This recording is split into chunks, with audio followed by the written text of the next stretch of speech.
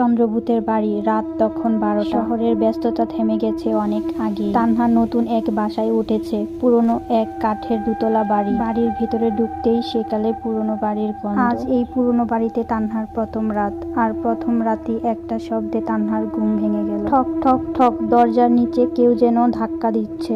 তানহা ভেবেছিল হয়তো বাতাসের শব্দ, কিন্তু সকালে দরজার নিচে একটা ভাঁজ করা কাগজ পেল সে। হাত কাঁপছিল আর চিঠিতে লেখা ছিল, এই ঘর আমার, তুই কেন এসেছিস? রাতের 12টার পর আয়নার সামনে তাকাবি না, আমার চোখে চোখ পড়লে ফেরত যেতে পারবি না। তানহা ভয় পেয়ে ঘরের চারপাশে তাকালো। ঘরে কোনো আয়না ছিল না, কিন্তু দরজার পেছনে লুকানো একটা পুরনো আয়না তখনও তানহাকে নিজের দিকে তাকিয়ে ডাকছিল। তানহা আয়নাটাকে বের করে দরজার পাশে ঠেস দিয়ে রাখে। তানহার মন তখন অজানা এক আতঙ্কে ভরে ওঠে। সাহস করে সে চিঠির কথাকে পাত্তা দিতে চায় না। রাত 12টা বাজে।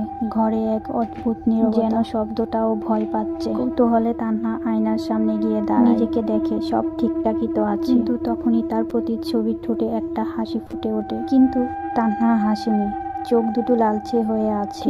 তখনই তার প্রতিচ্ছবি ফিস ফিস করে বলে উঠল, আমার চোখে তাকিয়ে গেছিস, এইবার তুই আমার জায়গায় থাক। তানহা তখন চিৎকার দিতে গিয়েও চিৎকার দিতে পারছিল না, তখন তার গলা শুকিয়ে গেছে। হঠাৎ করে ঘরটা অন্ধকার হয়ে গেল, কিন্তু যখন আলো এলো তখন আয়নার সামনে আর কেউ নেই। ঠিক তখনই আয়নার সামনে দেখতে পেল, আয়নার সামনে দাঁড়িয়ে তানহার মতোই আরেকটি তানহা, যার চোখের ভিতর অদ্ভুত এক শূন্যতা।